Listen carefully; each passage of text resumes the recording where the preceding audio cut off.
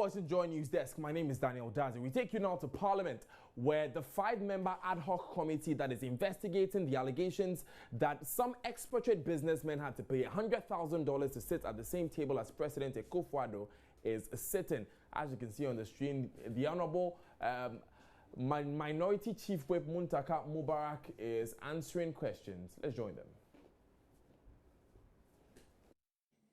Refer you, if you have it, to paragraph 5 of the 17th December press release of the ministry.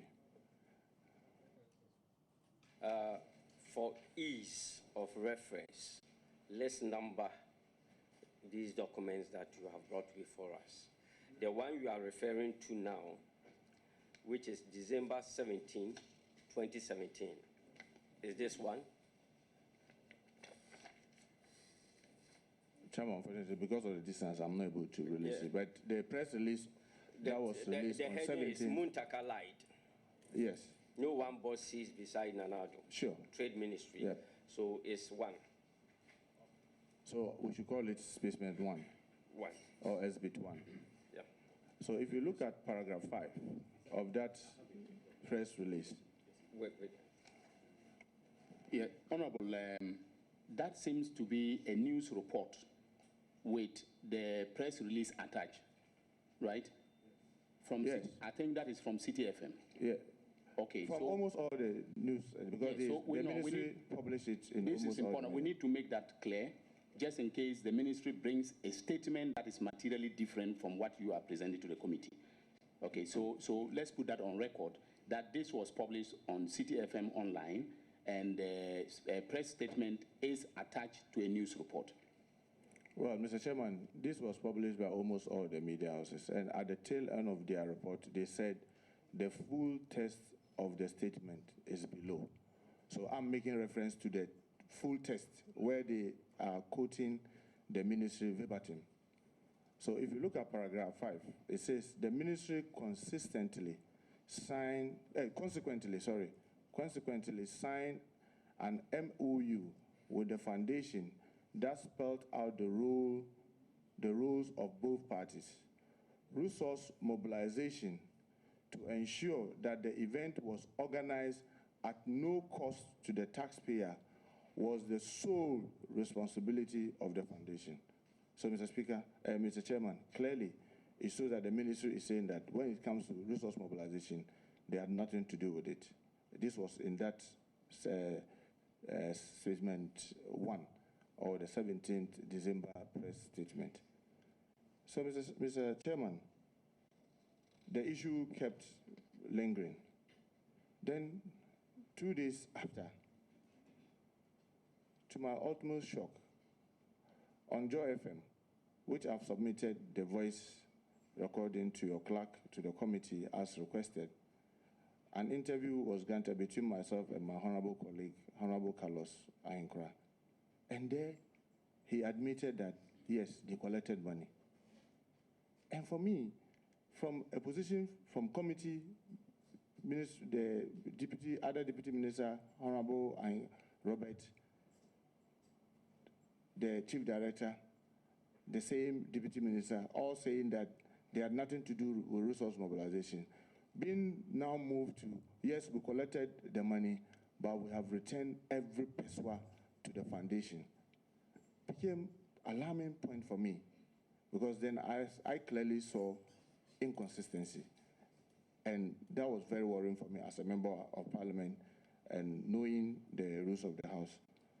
Then, as if that was not enough, Mr. Chairman, then on the 21st of December, there was another press statement from the ministry.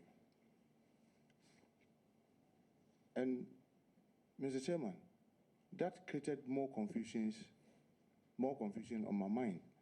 Because if you look at the statement of the 21st December press release, maybe you may call 2 here. You don't label, we do. No, again, sir. I'm saying that you don't label. Sorry, Mr. Chairman. We do. Sorry, Mr. Chairman. So I acknowledge that. Okay, thank you. So that is number 2. It's even brought out more confusion. 1, if you look at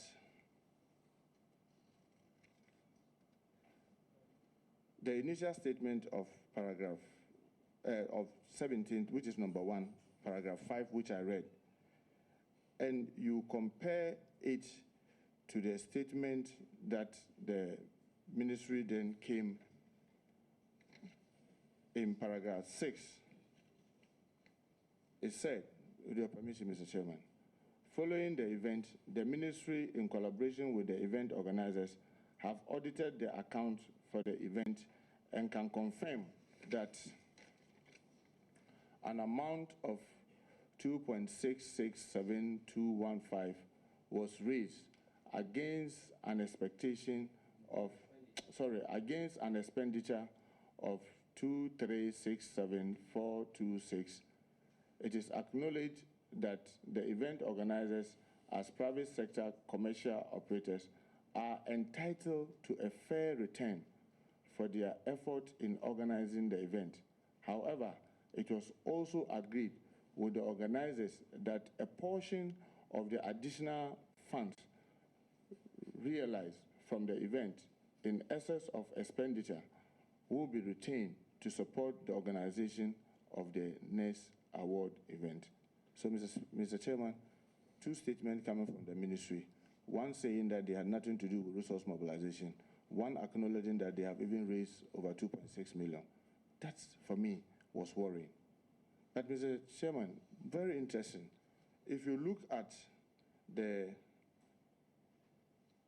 infamous letter, that's the letter that was originally the basis for all this, which is on 23rd October 2017. And Mr. Chairman, if you could kindly label it so that for ease of reference. The one titled Ghana Expatriate Business Awards. Yes. A black tie event. Yes. Number 3. Okay, thank you very much. So that's number 3. So when you look at that number 3, the second paragraph, the second page, the last but 3 paragraphs, but specifically I will quote the last but 3 paragraph, where it says, kindly see the attached criteria and submit your details by the 10th of November 2017 to Mr. Kojo Boateng at the KPMG's office, Ablinkwe, in a sealed envelope. So, Mr. Chairman, this one was referring to the first attachment to the schedules that we submitted, which I've submitted a copy to you, which is the immediate first attachment. Then you read the next paragraph where it is heading Corporate Partnership, and it reads, we invite you to support the organization and hosting of these laudable initiatives with the benefits attached. With the benefits attached. Yet, in the 2 statement, that's the I document label 2, paragraph 3. Permission to read, Mr. Chairman. The structure, form, content, and distribution of the sponsorship package for the events are solely attributable to the event organizers. And the ministry had no role in the design of the said package. For the avoidance of doubt, the letter signed by the Deputy Minister of Trade and Industry, which has been cited in the media, had no link to the sponsorship package.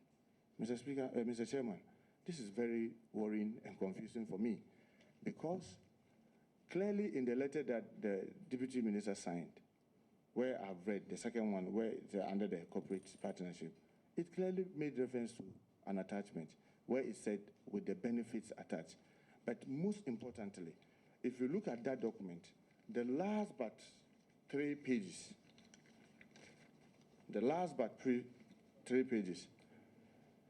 That's document 3. The footnote, with your permission, I read, says, kindly send your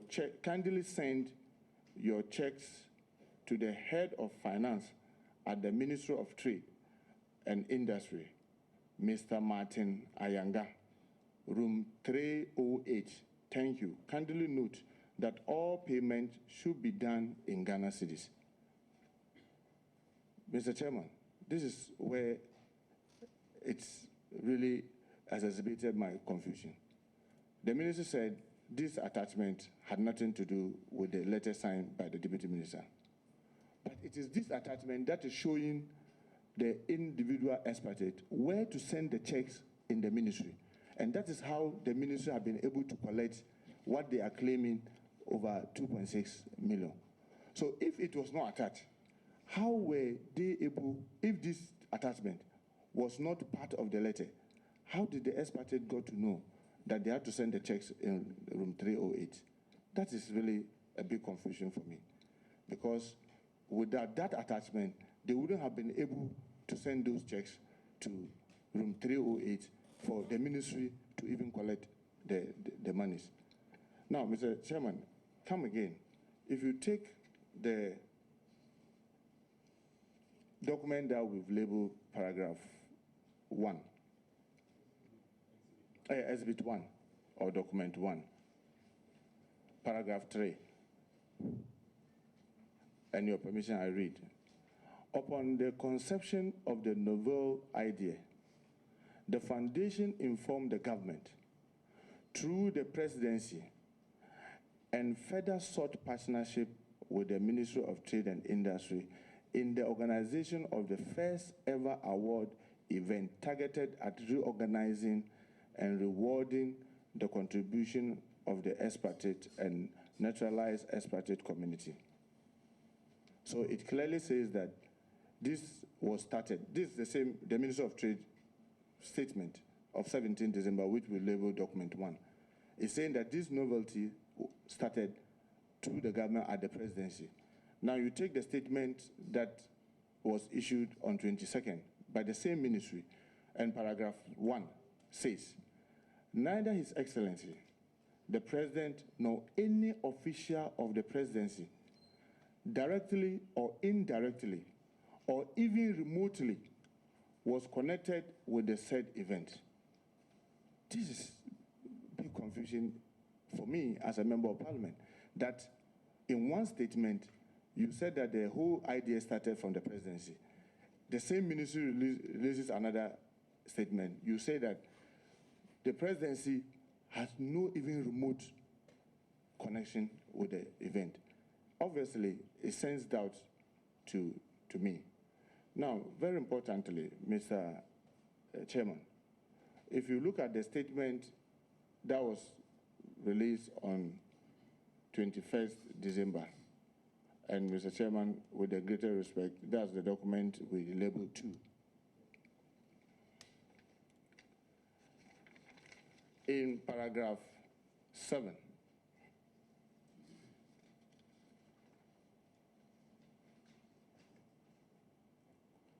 with your permission, I read, for the avoidance of doubt, none of the individuals, so companies, who sat on the presidential high table at the event made a contribution of 100,000. Now, this morning, I've submitted a document to you with the voice. That was an interview granted by the Mr. Prince Boatin, that's the Director for Communication and the Public Affairs Relations of the Ministry. And Mr. Chairman, with the greater respect, I want to read that document, if you could label it for me, so that it will be easier for us to make reference. Thank you very much. So that is 4. So document 4. In an interview in a morning show, these were his words. Speaking to Francis Aban on the Morning Star Monday, that's Star FM. That's the second That's the last but one page of that decision. I'll just read the last paragraph. And it said, he continued, the government partnered the foundation so that the private sector will know that the government is in full support of the event. We wanted to make sure that monies paid did not influence who won an event. The monies were paid into the Ministry of Trade and Industry account because we didn't want post-event challenges. Mr. Saeed Fakir, CEO of Dream Realty, and Ines Fly also paid 100,000 to sit at the table with the president. Mr. Chairman, in one statement from the ministry, paragraph 7, nobody paid 100,000. From the PRO, who is a member of the committee, at least somebody has paid 100,000. This obviously increases the confusion on my mind. Mr. Chairman, when the attached list went, I'll be happy and grateful if the committee will listen attentively to both the audio that I've submitted from Mr. Prince Boatin and then Honorable Carlos Ahinkra, my colleague. All of them kept emphasizing one thing. We wanted the expertise to believe what the foundation is telling them, that it is not a hoax. I'm paraphrasing, I'm not quoting. So they wanted to give confidence to it. Now, if you look at the package, for those who were to pay 100,000 and 75,000, they were to have an exclusive dinner with His Excellency the President at a later date. And Mr. Chairman, if you look at that attachment, I think that is the document we've labeled 3.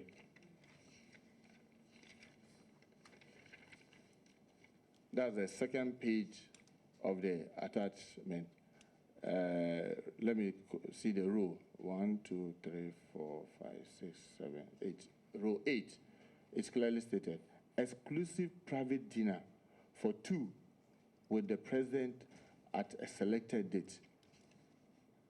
Clearly, if the foundation, as they are even claiming, did this at their blind side, for the foundation to put this as part of the package for those who will sit closer to the president or just behind the president, will have this opportunity to sit with the president at a dinner at a later date. I doubt whether the presidency can say that they didn't know about this, because there was no way anybody could go promising this if they have not made prior arrangement at the presidency to promise the people this. And all the statements coming from the ministry keep confirming that they wanted to give the whole thing some kind of trust. So I want to believe that all these things were done to give the ministry trust. Now, Mr. Chairman, lastly, why did I decide to give the ministry the opportunity to ask this? Because the time I got this document, I was very certain that monies were collected, even when there was denial. All I wanted to do was that to caution the ministry. Because, for example, if the statement that came from the ministry on the 21st was the response I got from the committee, I want to believe that we wouldn't even be here. Because the issue will have been that, oh, they've disclosed that they've collected some money. But maybe the issue is that, what authority did you use in taking that money? Can you make sure that you regularize how you collect money, and make sure that when you spend them, you account for them how our financial regulations have indicated? But unfortunately, because of the denial and on, and now so many doubts and so many confusion I want to believe not only me, but every ordinary Ghanaian who is following, it simply tells me that our financial regulations might have been breached, because if they collected the money and in a radio interview said that they have handed over all the money to the foundation, when in fact in the ministry's statement, they emphatically stated that they collected the money and issued official receipt. You can only refuse official receipt to cover public money. So once they did that and collected the money at the Ministry of Trade, I saw that as public money, as money that are supposed to be regulated with our financial regulations. And that was my initial concern until all this thing went on and on. So at that stage, I was confused as to who to believe, what to believe. Because if there were 450 experts that were invited, my rough estimation says that looking at the number of people that were there, I want to believe that some might truly, maybe some did not pay, but even if 100 paid, the last amount of money of $15,000 US is supposed to give you $1.5 million.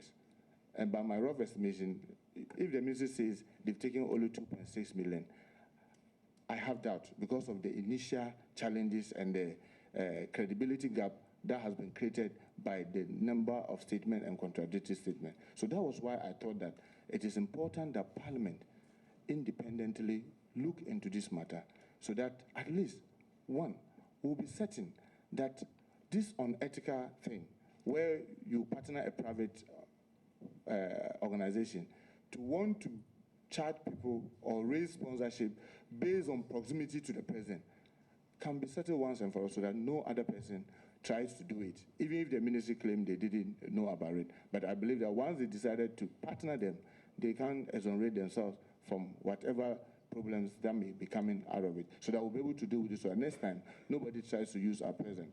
I've heard a number of comments, oh, this is done elsewhere and what have you. Our laws in this country doesn't allow that. And remember, that is why every country has its own laws. Because when you talk about the lobbyists in America and other things, their activities are regulated. They even pay taxes. And where they do some of these things and say that they are doing it for charity, the total amount of money is transparently declared. And all of it, it is not a profit making. They have regulations and laws to govern it. If we want to do it, well, it would be a good idea that the government introduce a law that will regulate that. But for people to do it, I think it's a very unethical thing. Secondly, Mr. Chairman, for them to collect monies that are public money and hand it over to private persons, I also think that that is also a problem. And I think that if Parliament looked into it, that will also give us the opportunity, if we have to amend our laws, if we have to do things to make sure that next time anybody wants to do something like this, he will know the path to travel. The person will be able to do. So, Mr. Chairman, these are, among other things, the reasons why I thought we needed to raise this at Parliament, for Parliament to investigate this, so that we'll get to know the truth about all these things that had happened. Thank you very much, Mr. Chairman. Thank you. Honorable members, we'll now take turns to ask questions of the witness. So, Honorable Dr. Ayini. Thank you very much, Mr. Chairman. Honorable Muntaka, you seem to come across as saying that this is basically a sale of access to the president, some kind of facilitation fees being paid to have access to the president. Is that your view? Mr. Chairman, yes, because all the documents that have shown, that I have in my possession, points to that. Very well. The document that you refer to as Exhibit 1 had attached to it certain benefits that accrued to those who were able to pay, depending on the amount. Now, don't you think that that is definitive in the sense that no other benefit beyond those benefits would be conferred on anyone who paid? In other words, after eating the lunch with the president or the dinner with the president, that is the end of the story. So why should we be concerned about it? Mr. Chairman, we need to be concerned that if persons will have to pay money so they can have an exclusive dinner with our president, what will they be discussing at that dinner. We need to be concerned. At the time that all of us think that we need to fight corruption, we don't create the avenue for those things to even possibly happen. Because if you say you want to create an exclusive dinner for president, and therefore you have to pay this whooping sum, why would anybody want to pay that sum just to go and have an exclusive dinner, if not for a possible discussions about how maybe they can have undue advantage in conducting their business? So is that where your concern about ethical political practice comes in? Sure, because if for any reason we are public servants, myself, with a greater respect, the committee, and His Excellency the President, our time has already been bought by the public so that they can assess us without necessarily having to make any financial contribution or financial payment. So if you now qualify it as a basis through which you can facilitate and make it easy for anybody in this country to have a dinner with our president, I think that's very unfortunate. Without necessarily, maybe you say that you don't intend, but you are creating the avenue for a possibility of some kind of coalition. Thank you. Are you aware that the President of the Republic queried the sector minister on this matter?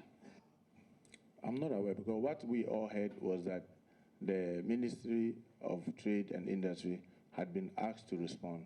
And then I think within 24 hours or 48 hours, we heard that the presidency thought that there was nothing wrong with it. And that was also another worry for me, because what investigation was done?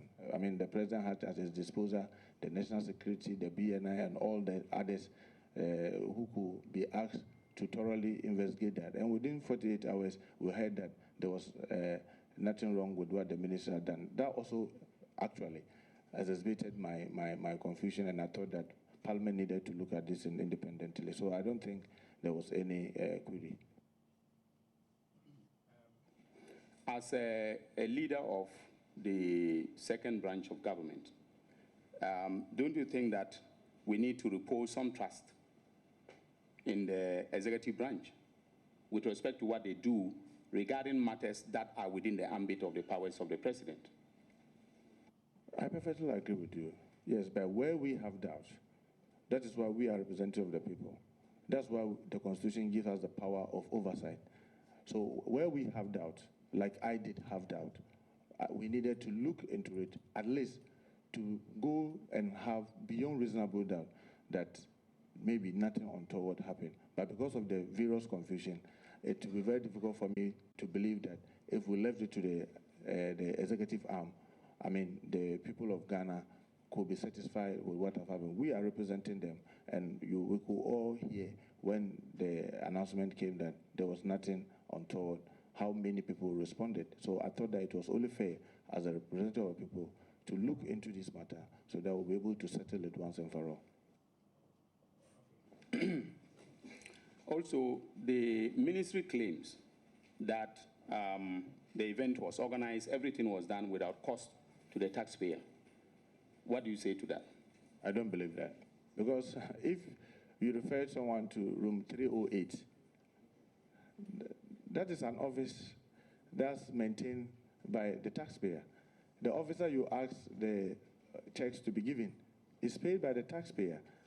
The dinner where the ministers and the president have to attend, I mean, they were driven by vehicles and fuel and chauffeur driven by persons that are paid by the taxpayer. So to claim that this was done without any cost to the taxpayer, I think that, I mean, that I don't believe, because all these things cost the taxpayer a lot to get the accountant or the head of finance to be there, for him to be able to pay it into an account that when it was needed, he has to write checks. I mean, remember the value book, the receipt that was issued. That receipt is a general accountable receipt from the Controller and Accountant General, and it's printed with money by the taxpayer. So I don't believe that there was no expenditure incurred by the taxpayer. If you see the organization of the program, there was no direct contribution. But to say that at no cost to the taxpayer, there were costs to the taxpayer. You also referred to a member of the trade committee who reported back to you with respect to the first pieces of information that you got. Which member of the trade committee is this? First, it was Honorable Atufosen who I sent, because that day I was the only one in front of the front bench. And when he came with the information, I confirmed this from Honorable Fifi Kuti, who is our ranking member on the trade committee. So, and have you taken a look at the minutes of the trade committee meeting to be sure that everything that was reported to you was accurately reported?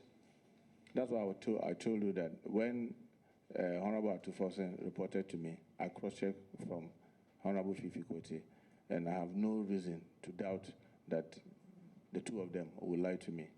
But I want to believe that it is in the minutes and it is. Mr. Chairman, that will be all for me. But I propose that the committee directs that the minutes of the committee, the trade committee meetings, may be brought to this committee. Dr. Ini, this is not a matter you put out in public. It's a matter for us to decide as a committee and reach a decision. We'll take that decision. If it is appropriate for us to do, we'll do it. Honorable Yaobuami Asamoah. Thank you, Mr. Chairman. Honorable Minority Chief Whip, I noticed with interest that you did not submit your memo requesting the emergency meeting of Parliament with the documents that you submitted to the committee. Any special reason why? Mr. Chairman, I don't understand what he's talking, because this committee is set up by Mr. Speaker. And if you wanted documentation, I thought you were looking for a document that has to do with the issues that we've all been raising. So I didn't understand it, that I needed to bring the motion for the recall and then the motion for the motion itself that we move on the floor. Was that the question? Yes, I want to find out why the motion for recall was not brought to the committee, because it's material to the process we are undertaking. Well, Mr. Chairman, with your permission, I will refer him to our standing orders. Order 93.4 says,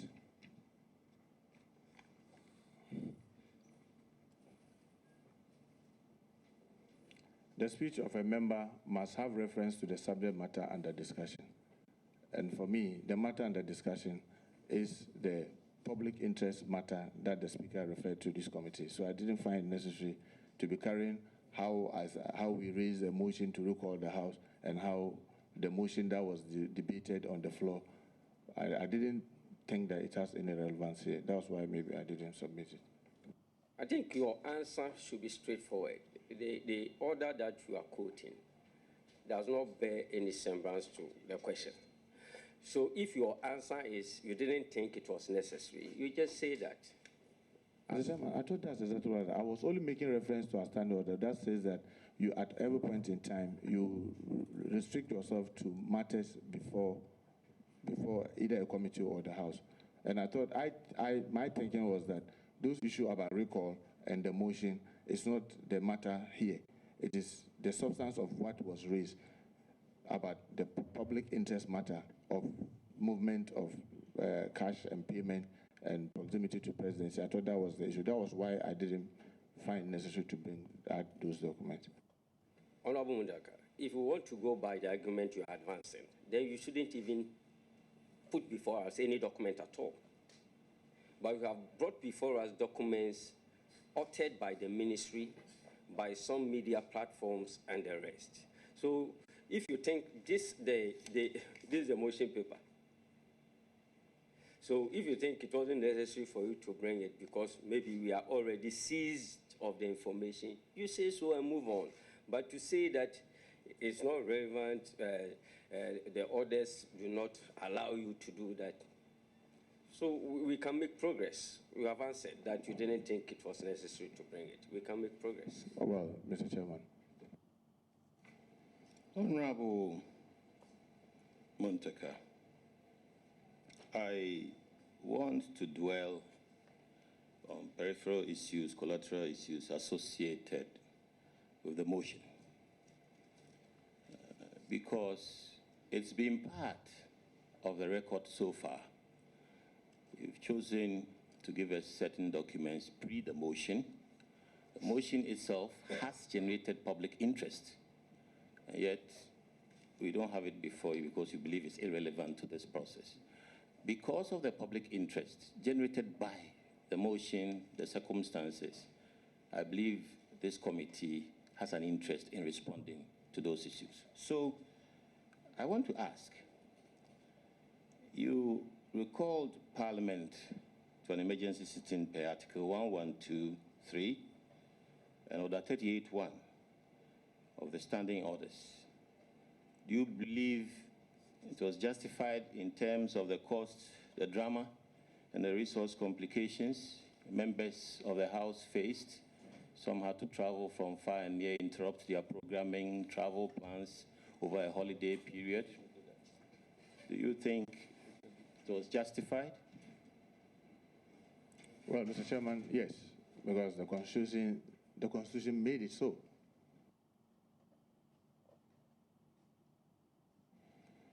Honorable Minority Chief Whip, considering that you raised the matter on the floor of the House, don't you believe you had other options which were more cost-effective and which could have resolved this matter far earlier? And in particular, I'm referring to the opportunity you had under Order 49, 1 and 3, where you could have asked for a half-hour motion. I'm referring to the possibility of Order 54A, where you could have declared a genuine emergency, and the Speaker would have had to hear you and possibly set up the committee whilst we were sitting. And indeed, I'm looking at Order 78C, where you don't even need notice to raise this matter on the floor if it's of an urgent nature. In view of the fact that it had already elicited media debate, and on the 20th of December, a member of the event organizers had had a press conference. 20th of December, a member had had a press conference of the organizers and explained the processes they had gone through, as well as you have remarked yourself, the presidency having undertaken a public request for information and clarification and having pronounced on it whilst the House was still in session.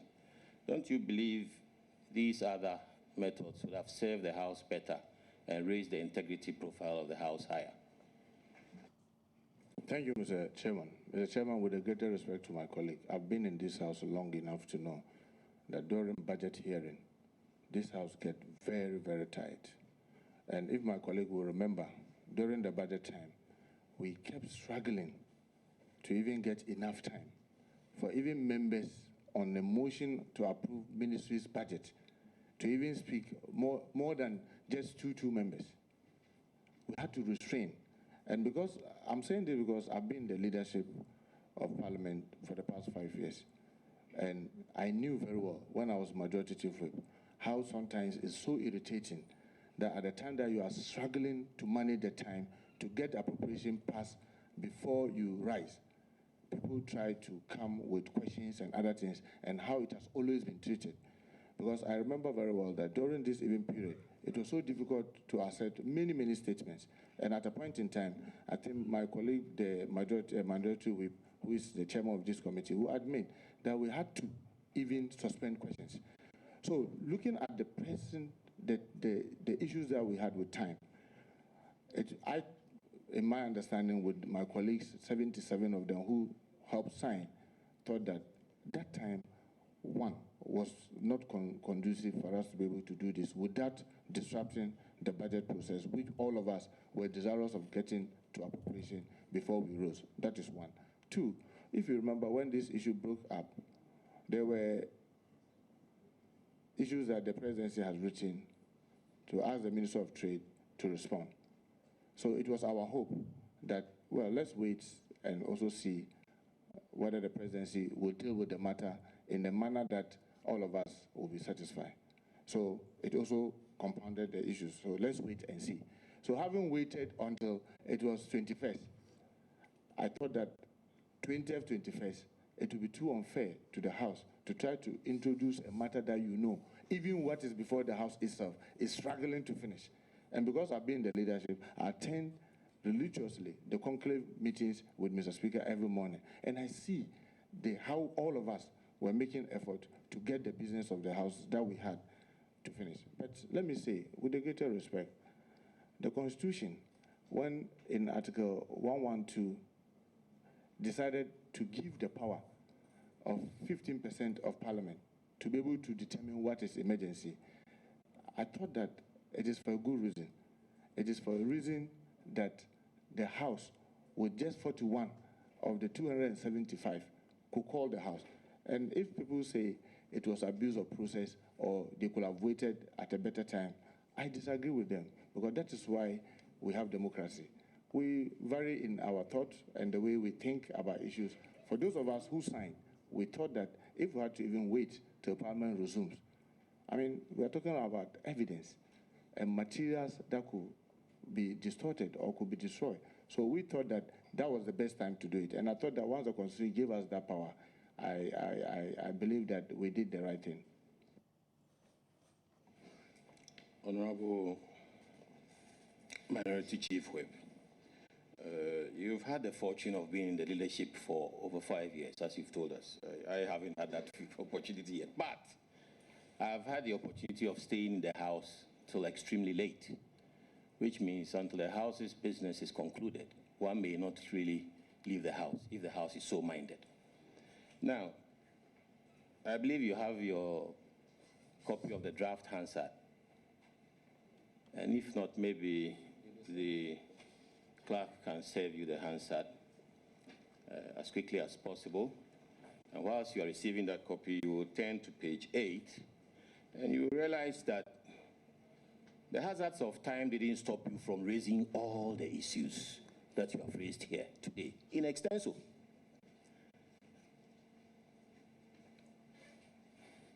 So, for me, it still boils down to the fact that you probably should have used the opportunity of the House. Having said so, let me now go to the question of 112.3 and 38.1, which you have alluded to yourself right now. Minority Chief Whip, when democracy vests you the right to recall Parliament, it is not a free-range right. It is circumscribed. That is why it requests an emergency. And in this case, if we may all refer to Eskime on parliamentary practice, he tries to define more or less emergency and how it ought to go. I want to refer to page 392. Which edition is that? Which edition? This is the 24th edition. Probably the most recent edition, since I'm so fresh. Page 392.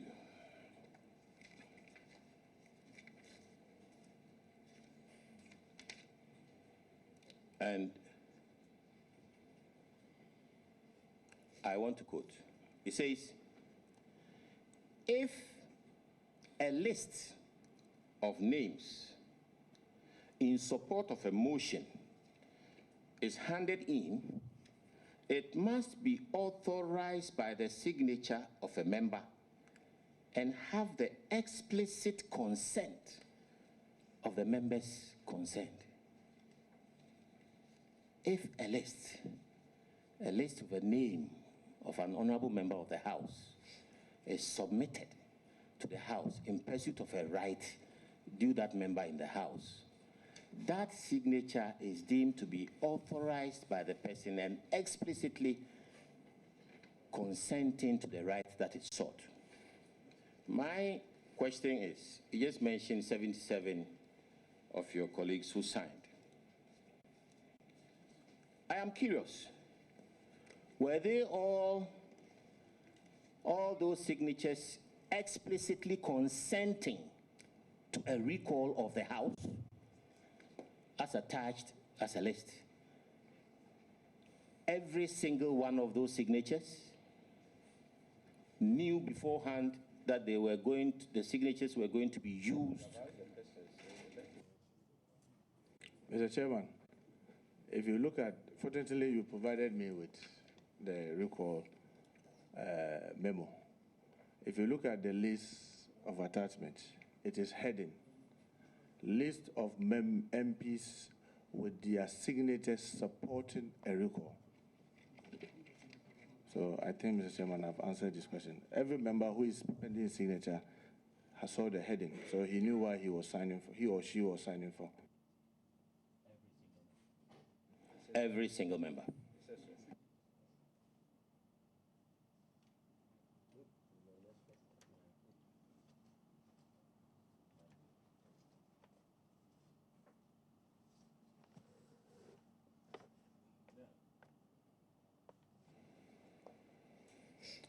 Honorable Muntaka, I want us to deal with the actual nature of the motion pending before this committee, as distinct from interpretations out there in the public domain.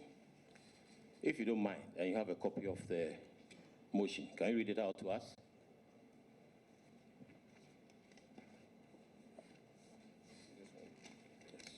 Mr. Chairman. The order paper, the motion on the order paper. Well, unfortunately, I don't have the order paper here.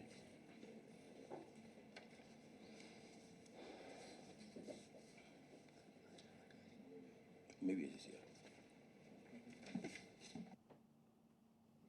Thank you, Mr. Chairman. Mr. Chairman, on the order paper, this is the motion, that this Honorable House investigates the levy and collection by the Ministry of Trade and Industry of the Ghana cedi equivalent of various sums of money in United States of America dollars from expatriate businesses and related matters during the recently held Ghana Expatriate Business Award in Accra. Thank you. Now, the motion which you drafted and brought before Speaker and was admitted onto the floor says the levy and collection. Are we to then take it that there was a levy? Mr. Chairman, when I was drafting this motion, I had in mind possibilities of ministry coming to say, oh, we have right under this law or under that law to collect this. So I wanted to incorporate almost every possible thought. But I look at the definition, the use of levy here was the generic meaning.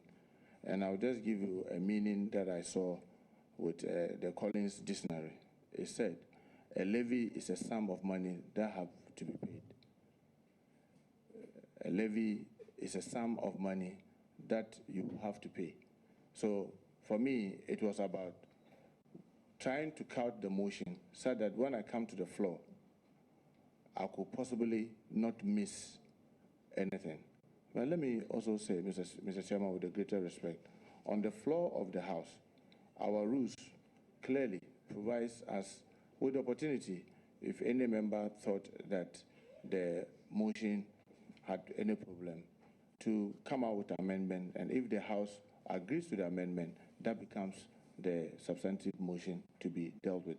And like I said, it was just to make sure that the motion was broad enough and could possibly be able to capture almost every scenario that may come up. So that was why we couch it the way it is. Mr. Chairman, Mr. Minority Chief Whip. The Speaker gave you the opportunity to amend your motion. You did not take that opportunity to amend this. The Speaker did not give me any opportunity to amend my motion. The Speaker said we should go and amend the recall memo, where there were this argument that by signing the memorandum to recall the House and not having my signature on the lists that were attached and using we the undersigned, it meant that I didn't sign. And I argued that the Constitution and our standing orders, whether Standing Order 38 or Constitution Article 112, talks about request. And my understanding is that if I have to make a request, I have to make a request through a memo, through a letter, but because of the 15% requirement, I needed other signatures to support the request.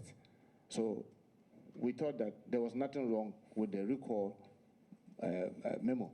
So that was why we did that. But I'll be happy to be shown the Hansard where the Speaker said we should go and amend the motion. But remember, by the time this happened, I had moved my motion and finished. It was seconded, and by the rules of the House, when we have moved a motion and gotten seconded, and even others contributed, at what stage are you talking about amending the motion?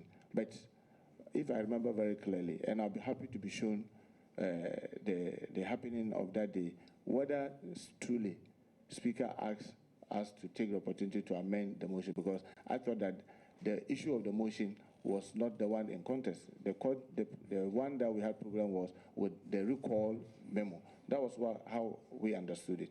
That was why we didn't amend this. Did these monies have to be paid according to your own definition of levy? That was why I said in my initial answer to the use of levy that we were broadening the net to cut almost every possibility.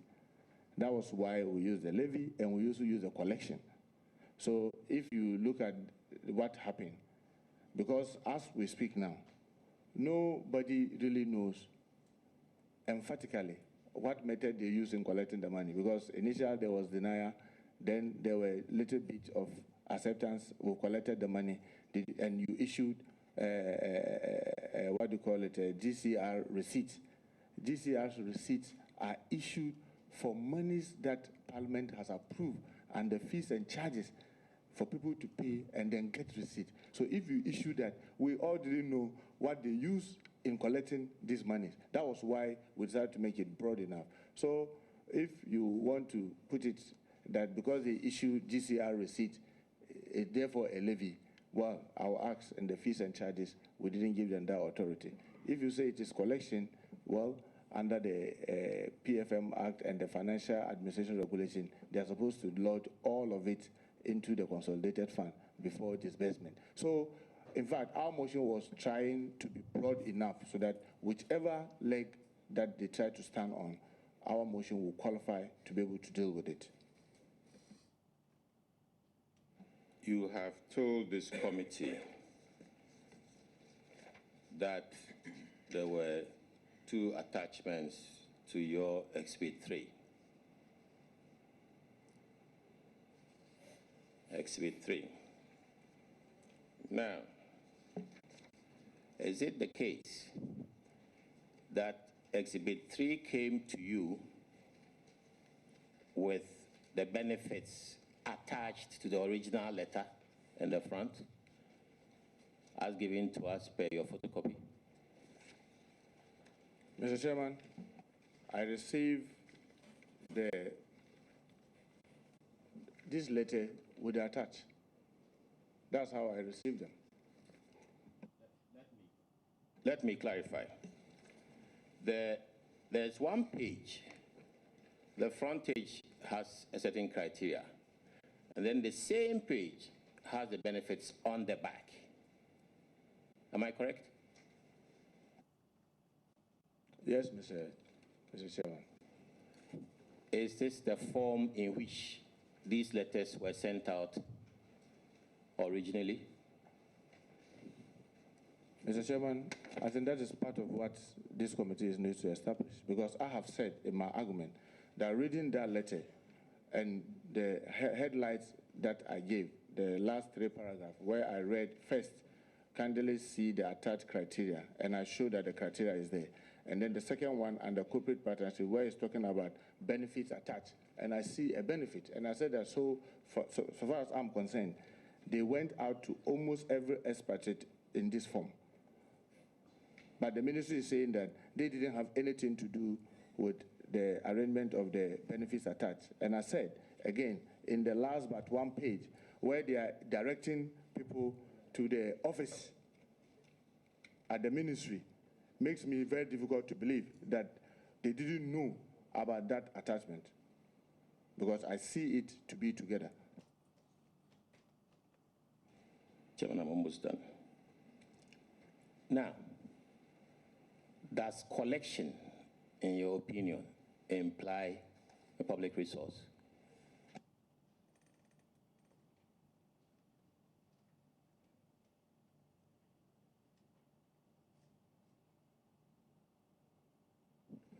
Mr. Chairman, I don't know whether you have the Public Financial Management Act 2016 with you. It talks about public resources interpretation, means public revenue, including revenue acquired through donation, bequest, borrowing, movable and fixed asset, deposit, receivables, and rights. And when I go to section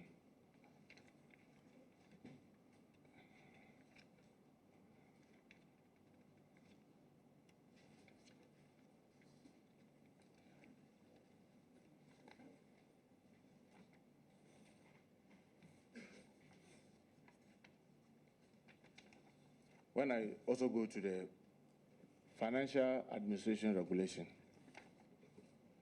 non-tax revenue and internally generated funds, that's section 16. That's the regulation, 2004. It says non-tax revenue includes fines, penalties, forfeitures, fees, charges, rent on government lands and buildings, interest on government investment, dividend, and all other revenue generated from the activity of the department. From the activity of the department. That's how it has defined it. So from my understanding, I'm not a lawyer, I'm only a lawmaker, and my reading of this document clearly tells me that these are public money.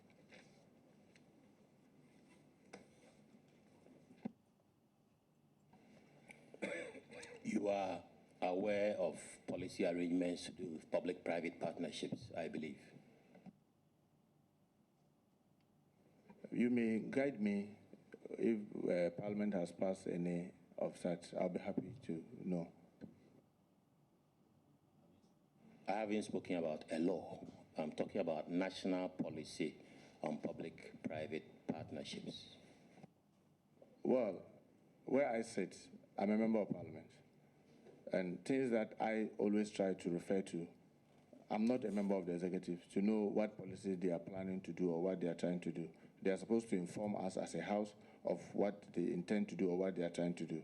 I will maybe say that, so far as I'm concerned, I have not gotten any document that I have read that talks about how public and private arrangements should be. I don't have that document to my, but that's why I said, if you guide me or show you something to me, I'll be happy to know. Chairman, my last question. Would it be prudent where a public ministry is working with an entirely private agency for that ministry to ensure accountability of the funds by receiving and lodging funds arising from that arrangement into that account? What I know is that all public institutions, any monies that they have to collect, they first have to get the approval of Parliament. That's what the Constitution says in Article 175. And through our fixed and charges or the other regulations, through the PFM Management Act, if you are a public institution, you cannot, my understanding, I'm not a lawyer, my understanding as a member of Parliament, and the laws that are available to me tells me clearly, if you are a public institution, you cannot collect any money and term it private. Any money that you collect, especially where you are using a value book, like the GCR receipt, right? The GC receipt, that's the General Accountable Receipt, issued to cover those collections. I know and I think strongly that those are public money. So to say that a private person should come and give you money, that you give him a receipt and later give it to another private person, by so doing, doesn't make it a public money. I would be very happy to be educated on that. Mr. Chairman, I'm done for now. Honorable Aveji.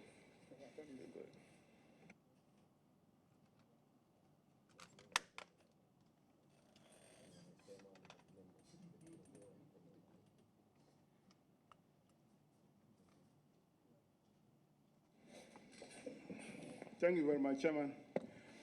Honorable Chief Whip, you are welcome. Thank you very much, Chairman. Thank you very much for giving us your brief and explaining further on the motion that you moved on the 5th of January in Parliament. But I want to take you through a few questions, probably for further explanation. When you were talking, you did mention of an MOU. Do you happen to have a copy of the MOU? No, Mr. Chairman, that's what they stated. I was only quoting what has been written. Yeah, I know in the document that you submitted, MOU is referred. So I'm only asking if you, perchance, have a copy of the MOU. No, Mr. Chairman. Which means that you will not know what is a sharing formula between the Ministry of Trade and Industry and the event organizer, this Millennium Excellence Foundation. You don't know what is the sharing formula between the two parties. Obviously, yes, Mr. Chairman. Probably the ministry will be able to provide those information. Now, do you also perchance know the number of expatriates businesses that attended the events? Chairman, apart from the document that said that they invited 450 expatriates, I don't know how many truly attended.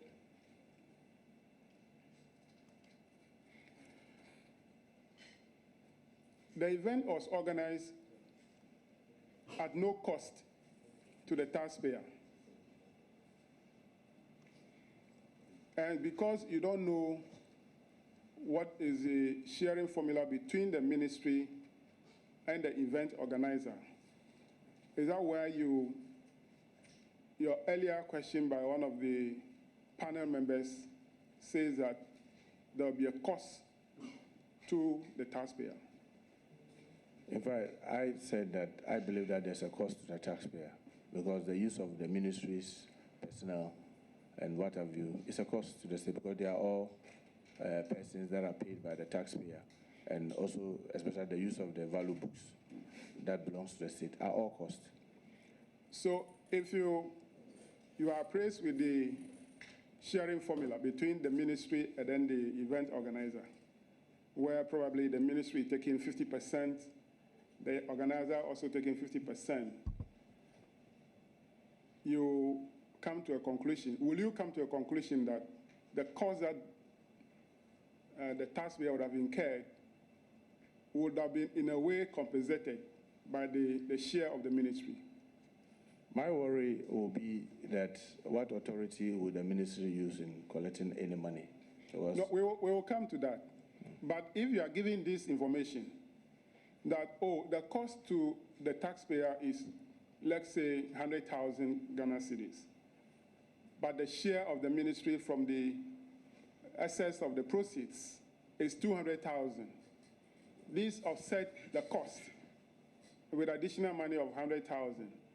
Will that satisfy that fear that you have, that definitely there is a cost to the taxpayer? Will that satisfy that? Mr. Chairman, my main concern did not really was looking at how much it has cost us. I'm looking at the ethics of using the president to generate money, as the minister is saying, for private persons. And then two, the ministry not having the authority to be able to collect such monies and had gone ahead to do. These were some of my main concerns. As to how much they will get and whether that will cover the cost, I think that's a secondary matter. The primary issue is that I think that they don't have the authority to do what they have done, and it is unethical for us to use the president, proximity to the president, to generate money. Thank you very much. Mr. Chairman, let me further ask the Honorable Chief Whip, Minority, that I earlier on overheard you say that your reason for asking for a probe is basically as a result of, first, the denial when you got the information, the denial at the committee level by the other deputy minister, Honorable Ahoka Lindsay, the chief director. You waited for response when a letter that was issued by Honorable Carlos Ahinkura, they asked for time in order to provide further information. But those information didn't come, and you raised the matter again. Then on radio interview, there was acceptance that yes, ministry have been part of the process, but all the money collected were given to the event organizer. Then further interview, it was further improved upon that, oh, yes, the money was collected and paid into the ministry's account. And to you, because of this inconsistency in the information coming from the ministry, made you to call for the emergency sitting for a probe to be conducted. Is that your position? Yes, because it created so many doubts. And we also, those of us who signed, were also of the belief that the longer it takes, the more opportunity you give to those who may want to distort the facts or the information to distort. That was why we thought that we needed to have it as quick as possible. This is in addition to your doubt also that the ministry has no approval of Parliament for the collection of the money, and then also the spending of the money, because there was no parliamentary approval. Is that your second objective or? Yes, sure, reason? Because like I said, I believe that these were public resources, and collection of it and expenditure of it should follow our financial regulations, which I believe from the information that I have mentioned, that didn't happen. Well, there was an earlier question by my colleague, my MP, the Adenta MP. I live in Adenta constituency, so he's my MP. A question on the why you did not supply the committee with a copy of the motion or the request to Parliament for emergency sitting. And I wanted to find out from you, do you still own that document after you have submitted it to Speaker? I don't, because it becomes the property of the House.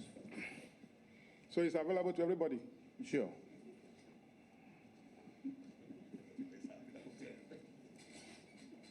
Thank you. Does he own the documents from the media? Does he own them? He doesn't own them. No, I'm only asking a question. Yeah, for the aside. I'm only asking a question because he submitted that document to the speaker. So it became the property of speaker based on which speaker invited or recalled the house. So that is why I'm asking if he still owns that document. That's my question. It's a legitimate question. Deputy Minority Leader, when you appear before court or a committee, it's not documents that you own, only that you submit or annex. Otherwise, we will say that all the documents that he has put before us, he doesn't own them. He doesn't own them. So that's why I was drawing your attention. Okay, Chairman, thank you very much. I withdraw the portion that I asked you if you still own that document. But let me put it this way. Is that document available that we can access as a committee? In fact, without passing through you? I thought those documents were even referred to you. So, like I said earlier, I thought that it wasn't necessary for me to carry them. But I think that has been dealt with. I've been given a copy, and I've happily referred to them and made comments. Thank you very much. Now, you were making reference to GCR receipts. Let me correct you. The GCR means General Counterfoil Receipts, so you don't add receipt again. I tried to correct myself and said GC receipts. Yes. It should be General Counterfoil Receipt. It's a receipt book that is printed by only the controller and accountant general. It is a value book. It has money value. So it is controlled by only controller and accountant general, and controller and accountant general issue that receipt book to all government departments, and it is used to collect government revenue. So if you go to market to buy a receipt book, that is not a GCR. GCR is a special receipt book used by government departments. Now, your concern is that if the collection by the Ministry of Trade and Industry is done by the use of GCR, it is government revenue. Is that it? Yes, Mr. Chairman, I think I've said this already. I'm asking for emphasis. Thank you very much, Chairman. So once it's a government revenue, you are of the view that the spending of that money must be approved by Parliament, right? I believe, yes, because I've said it, because the Public Financial Management Act and the Financial Administration Regulation has spelled out when such monies are collected, how they should be used. So I was of the view that if the ministry did collect those monies, they needed to expend it following our financial regulations. So you're referring to the entire money collected, not the portion that will belong to the ministry based on the sharing formula. Is that it? Yes, because the whole money, everything collected has to be expended. First, the collection has to follow the rules. The expenditure of it also have to follow the rules. And I think both of them were violated. So even the portion that should have been paid to the event organizer must be approved by Parliament? Sure, yes. You are asking leading questions to our you know how, no, maybe I'll put it out. I'm saying that the honorable member is asking leading questions, questions that provide answers, questions that are laden with answers already. So you should rather ask questions to elicit information from the witness.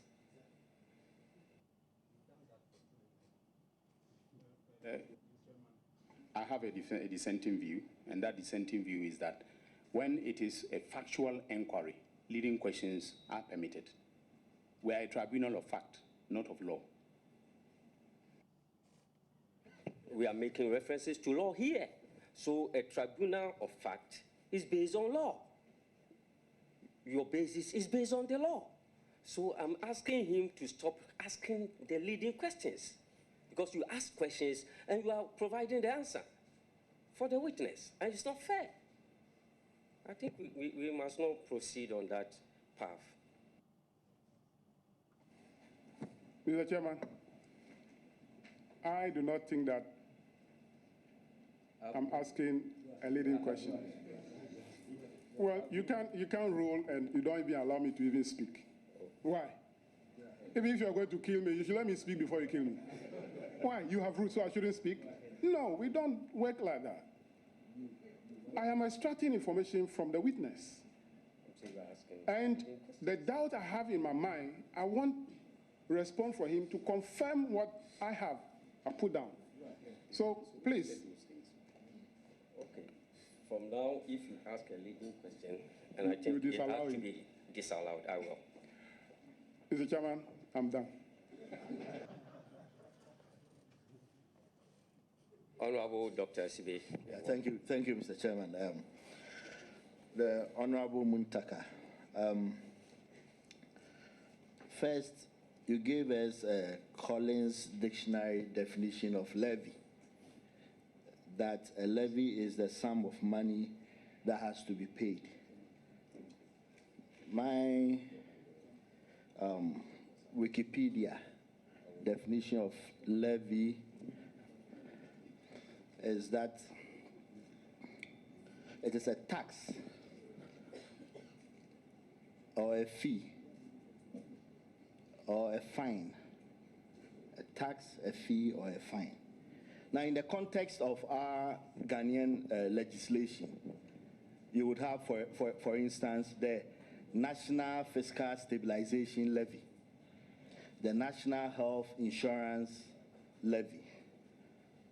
So, in the context of our legislation, what is your understanding of levy as used in your motion?